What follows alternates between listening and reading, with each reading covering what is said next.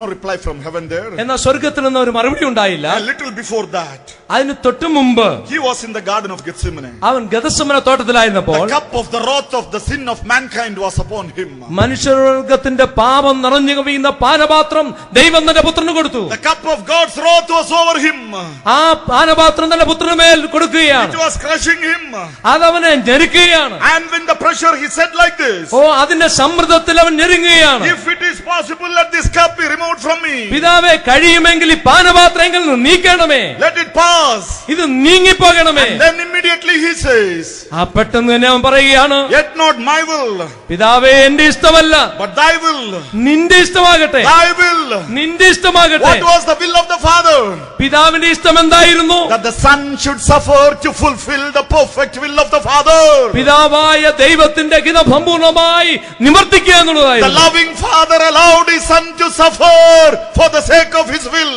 പിതാവ് സ്നേഹിക്കുന്ന പിതാവ് തന്റെ പുത്രൻ കഷ്ടം അനുഭവിക്കുവാൻ വേണ്ടി ഏൽപ്പിച്ചു I കൊടുക്കുകയായിരുന്നു. want to tell you, my beloved, this evening, ഇന്ന് രാത്രി പ്രിയപ്പെട്ടവർ ഞാൻ പറയട്ടെ, the Lord Jesus said, കർത്താവായ യേശുക്രിസ്തു പറഞ്ഞു, as the Father has loved me, I will love you. പിതാവ് എന്നെ സ്നേഹിക്കുന്ന പോലെ ഞാൻ നിങ്ങളെ സ്നേഹിക്കുന്നു. If the Father has allowed him to suffer through the consequences of life, മനുഷ്യ ജീവിതത്തിന്റെ അനന്തരഫലം എന്ന നിലയിൽ കഷ്ടം സഹിക്കുവാൻ പിതാവ് അനുവദിച്ചുവെങ്കിൽ the Lord will allow you and me also to suffer the consequences to fulfill his purpose.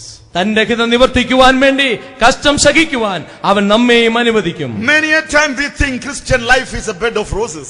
പലപ്പോഴും ചിന്തിക്കാറുണ്ട് ക്രിസ്ത്യ ജീവിതം എന്ന് പറയുന്നത് വളരെ പൂമത്ത പോലെയാണ്. We want to be comfortable in this life. ഈ ജീവിതത്തിൽ നമുക്ക് എല്ലാം നന്നായി പോകണം. A little pressure in life, അല്പമായ പ്രശ്നങ്ങൾ ഉണ്ടാകുമ്പോൾ, little pain in life, ജീവിതത്തിൽ ചെറിയ ചെറിയ വേദന little ഉണ്ടാകുമ്പോൾ, problem in life, ചെറിയ പ്രശ്നങ്ങൾ ഉണ്ടാകുമ്പോൾ, we feel God does not love me.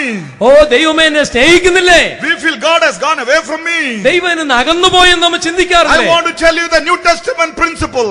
ഞാൻ പുതിയ നിയമത്തിന്റെ തത്വം നിങ്ങളോട് പറയട്ടെ. The more he loves you, the more he lets you suffer through your life. എത്രമാത്രം നിങ്ങളെ അധികം ദൈവം സ്നേഹിക്കുന്നുവോ അത്രമാത്രം അധികം കഷ്ടങ്ങളിലൂടെ കടന്നു പോകണം. If you are passing through the sufferings, നിങ്ങൾ കഷ്ടങ്ങളിലൂടെ കടന്നു പോകുമ്പോൾ think that God loves you all the more. ദൈവം എന്നെ അധികമായി സ്നേഹിക്കുന്നെന്ന് ചിന്തിക്കുക. When Peter writes in 1 Peter chapter 6 verse 6 and 7, പത്രോസിന്റെ ലേഖനത്തിൽ 1 പത്രോസ് 1-7 വാക്യങ്ങളിൽ, rejoice in the sufferings that is for a little while. അല്പനേരത്തേക്കുള്ള കഷ്ടങ്ങളിൽ സന്തോഷിക്കുവാനായിട്ട് പറയുക. Maybe Peter is addressing a suffering for a whole lifetime. ഓ ജീവിതത്തിൽ മുഴുവനുമുള്ള കഷ്ടങ്ങളിലൂടെ കടന്നു പോകുമ്പോഴാണ് പത്രോസ് 60 പറയുന്നത്. years or 70 years or 70 years or 80 years as the Bible says. 60-70 വർഷം വേദപുസ്തകം പറയുന്ന പോലെ You may have to suffer. ഒരുപക്ഷെ നിങ്ങൾ കഷ്ടം സഹിക്കേണ്ടി വരും. But Peter is telling that is for a little while. എന്നാൽ പത്രോസ് അതിനെ കുറിച്ച് പറയുന്നത് ഇത് അല്പനേരത്തേക്കുള്ളത് മാത്രമാണ്. 80 years is not a short time. 80 വർഷം എന്ന് പറയുന്നത് ഒരു ചെറിയ കാലയളവാണോ? It is not a little time. ഇത് അല്പസമയം മാത്രമാണോ? If you have to suffer for some years, it is not a short term. ഒരു കുറച്ചു നാളത്തേക്കുള്ള കഷ്ടത അത് ചെറിയ കാലയളവ് മാത്രമാണോ? But how do we console ourselves? നാം എങ്ങനെയാണ് നമ്മെ കുറിച്ച് ചിന്തിക്കുന്നത്? Beloved, compare yourself to the life that is ahead of us. നമുക്കിനി വരുവാൻ പോകുന്ന ജീവിതത്തെ കുറിച്ച് നാം ചിന്തിക്കുക. If you compare to that eternal life that we are going to enter into, നാം പ്രവേശിക്കുവാൻ പോകുന്ന നിത്യജീവിതവുമായിട്ട് നാം ഒന്ന് താരതമ്യം ചെയ്യുക. this suffering is for a little while. അങ്ങനെയെങ്കിൽ ഈ കഷ്ടത അല്പനേരത്തേക്ക് മാത്രമുള്ളതാണ്. This is only a fraction of that. അതിന്റെ ഒരു ചെറിയ കഷ്ണം മാത്രമാണിത്. It is a small thing. അതൊരു ചെറിയ കാര്യമാണ്. If you think of the great things that you and me are going to receive in heaven, ഓ നാം സ്വർഗത്തിൽ അതിന്റെ നിത്യമായ കാര്യങ്ങൾ നാം അനുഭവിക്കാൻ പോകുകയാണ്. what you and me suffer here is too little. നാം ഈ ലോകത്തിൽ അനുഭവിക്കുന്ന കഷ്ടം അത് വളരെ കുറച്ച് സമയത്തേക്കുള്ളതാണ്. That is why the writer to the Hebrews says like this. അതുകൊണ്ടാണ് എബ്രായ ലേഖനകർത്താവ് ഇങ്ങനെ എഴുതുന്നത്, looking at the joy that was set before him, he endured the scorn and shame of the cross. തന്റെ മുമ്പിൽ വെച്ചിരിക്കുന്ന സന്തോഷം ഓർത്തുകൊണ്ട് അവൻ ക്രൂശിന്റെ അപമാനം അവൻ സഹിച്ചു. What was the joy ahead of him? തന്റെ മുമ്പിലുണ്ട സന്തോഷം എന്തായിരുന്നു? You and me, അത് ഞാനും the നിങ്ങളുമായിരുന്നു. so-called believers, ആ വിശ്വാസികളായിരിക്കുന്ന who have ആളുകൾ, received the love of God. നാം ദൈവസ്നേഹം സ്വീകരിച്ചവരാണ്. Looking at us, നമ്മിലേക്ക് നോക്കിയിട്ട് he has endured the shame. അവൻ ആ അപമാനം സഹിക്കുകയാണ്. That was nothing compared to what was ahead of him. അത് അവന്റെ മുമ്പിലുള്ളതായിരിക്കുന്ന സന്തോഷം ഓർക്കുമ്പോൾ അത് ഒന്നുമില്ല. My dear brothers and sisters, പ്രിയ സഹോദരി സഹോദരന്മാരെ, are we willing to face trials and troubles for the sake of the Lord? കർത്താവിന് വേണ്ടി കഷ്ടങ്ങളും പ്രശ്നങ്ങളും പ്രയാസങ്ങളും അനുഭവിക്കുവാൻ തയ്യാറാണോ? Are you willing to face the challenges of life? ജീവിതത്തിന്റെ വെല്ലുവിളികൾ ഏറ്റെടുക്കുവാൻ തയ്യാറാണോ? The Bible clearly says, വേദപുസ്തകം വ്യക്തമായി പറയുന്നു, as the Father has loved me, I have loved you. പിതാവ് എന്നെ സ്നേഹിച്ചതുപോലെ ഞാനും നിങ്ങളെ സ്നേഹിക്കുന്നു. The loving Father was not pampering his son. തന്റെ പുത്രന്റെ മേൽ നൽകിയ സ്നേഹം അത് അവിടെ കൊണ്ട് നിൽക്കുകയല്ല. He was continuing to allowing him to go through all the sufferings and pressures. അത് മനുഷ്യവർഗത്തിന് മേൽ മുഴുവനും പോകുവാൻ അവൻ ആഗ്രഹിക്കുകയാണ്. If the sufferings comes upon us, എന്നാൽ കഷ്ടത വരുമ്പോൾ let us face it boldly. നമുക്ക് ധൈര്യത്തോടെ Be അഭിമുഖീകരിക്കാം. encouraged and say that yes, God loves us. നമുക്ക് നമ്മെ തന്നെ ഒന്നുകൂടെ ബലപ്പെടുത്താം. ദൈവം എന്നെ സ്നേഹിക്കുന്നു. Beloved, one more thing I want to share and close. ഞാൻ ഒരു കാര്യം കൂടെ പറഞ്ഞ് ഞാൻ അവസാനിപ്പിക്കട്ടെ. In Philippians chapter 2 and verse 9, ഫിലിപ്പിലെ 2-ാം അധ്യായം 9-ാം വാക്യം വായിക്കുമ്പോൾ, therefore the Father exalted him and gave him a name above all names. അതുകൊണ്ട് പിതാവാം ദൈവം അവനെ ഏറ്റവും ഉയർത്തി സകലനാമത്തിന് മേലായ നാമം നൽകി. Therefore, എപ്പോൾ he being God did not consider equality with God.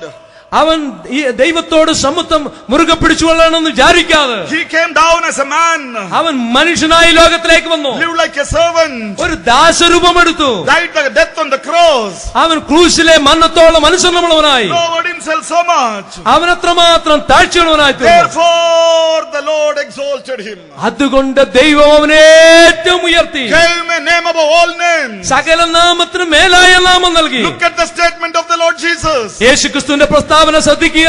As the Father has loved me, പിതാവ് എന്നെ സ്നേഹിച്ചതുപോലെ I have loved you. ഞാൻ നിങ്ങളെ സ്നേഹിക്കുന്നു. If the Son at the end of the suffering was exalted, ആ യേശുക്രിസ്തു ആ കഷ്ടതയുടെ പാരമ്യത്തിലൂടെ കടന്നുപോയി ഉയർത്തപ്പെട്ടതുപോലെ the Lord Jesus has promised there is an exaltation for us at the end of this life. യേശുക്രിസ്തു പറയുന്നു, ജീവിതത്തിന്റെ അവസാനത്തിൽ നിങ്ങൾക്കും ഒരു കിരീടമുണ്ട്, ഒരു ഉയർപ്പുണ്ട്. We have a hope ahead of us. നമ്മുടെ മുമ്പിൽ ഒരു വലിയ പ്രത്യാശയുണ്ട്. A glorious body is waiting for us. ആ ഒരു തേജസ്കരിക്കപ്പെട്ട ശരീരം നമുക്ക് വേണ്ടി കാത്തിരിക്കുകയാണ്. Blessed hope is ahead of us. നമുക്കൊരു വലിയ പ്രത്യാശ നമ്മുടെ മുമ്പിലുണ്ട്. Soon the trumpet shall sound. ആ കാഹളത്തൊനി കേൾക്കുവാൻ പോകുകയാണ്. Our beloved who is slept in the Lord shall rise up first. നമ്മുടെ പ്രിയപ്പെട്ടവർ മണ്ണിൽ ഉറങ്ങുന്നവർ അവർ ഉയർത്തെഴുന്നേൽക്കാൻ പോകുകയാണ്. Immediately after that we who are alive shall follow him. അവരോട് ഒരുമിച്ച് നാം രൂപാന്തരപ്പെട്ട് മുകളിലേക്ക് എടുക്കപ്പെടും. To meet the Lord in there. നാം മേഘത്തിൽ നമ്മുടെ കർത്താവിനെ കണ്ടുമുട്ടും. Glorified body. നാം തേജസ്കരിക്കപ്പെട്ട ശരീരത്തോടുകൂടി Exalted state. ഉയർത്ത പ്രാപിച്ച നിലയിൽ Conformed to the likeness and image of his Son. തന്റെ പുത്രന്റെ സ്വരൂപത്തോട് സാദൃശ്യീകരിക്കപ്പെട്ടവരായി. Therefore God exalted him and gave him a name above all names. അതുകൊണ്ട് ദൈവം അവനെ ഏറ്റവും ഉയർത്തി സകല നാമത്തിന് മേലായ നാമം നൽകി. We will come back with the Lord to reign on this earth with the name of the Lord Jesus. യേശുക്രിസ്തുവിന്റെ നാമത്തിലാണ് നാം ഈ ലോകത്തിലേക്ക് വന്ന് ലോകത്തെ ഭരിക്കുവാൻ പോകുന്നത്. Yes, there is no name above that. അതിനേക്കാൾ വലിയൊരു നാമമില്ല. As the Father has loved me, I have loved you. പിതാവ് എന്നെ സ്നേഹിച്ചതുപോലെ ഞാൻ നിങ്ങളെ സ്നേഹിക്കുന്നു. I want to tell you, my beloved, എന്റെ പ്രിയപ്പെട്ട ഞാൻ പറയട്ടെ, God the Father bestowed his life upon us so that we may be his children. പിതാവായ ദൈവം തന്റെ ജീവനെ നമുക്ക് നൽകിയത് നാം അവന്റെ മക്കൾ എന്നറിയപ്പെടുവാൻ വേണ്ടിയാണ്. He loved his Son and manifested to us what exactly is the divine love. പിതാവായ ദൈവം തന്റെ പുത്രനെ സ്നേഹിച്ചത് യഥാർത്ഥത്തിൽ ദൈവ സ്നേഹം എന്താണെന്ന് നമുക്ക് വെളിപ്പെട്ട് കിട്ടുവാൻ വേണ്ടിയാണ്. The way the Lord Father loved the Son, പിതാവ് തന്റെ പുത്രനെ സ്നേഹിച്ചതുപോലെ he is loving us. അവൻ നമ്മളെയും സ്നേഹിക്കുന്നു. Let us not be just looking only for comforts. നാം ഒരിക്കലും എപ്പോഴും ആശ്വാസത്തിന് വേണ്ടി മാത്രം നോക്കരുത്. If we truly love him, നാം വാസ്തവമായി അവനെ സ്നേഹിക്കുന്നെങ്കിൽ let us be prepared to suffer for him. അവന് വേണ്ടി കഷ്ടം സഹിക്കുവാൻ കൂടി നാം തയ്യാറാകണം. At the end of it, അതെ, അവസാനമായി there is a glory waiting for us. നമുക്ക് വേണ്ടി ഒരു തേജസ് കാത്തിരിക്കുന്നു. He is the glory and the lifter of my head. അവൻ നമ്മുടെ തലയെ ഉയർത്തുന്നവന്, അവൻ നമ്മുടെ മഹത്വം നമ്മുടെ തലയെ ഉയർത്തുന്നവനുമാണ്. May his name be glorified. അവന്റെ വലിയ നാമം വാഴ്ത്തപ്പെടുമാറാകട്ടെ.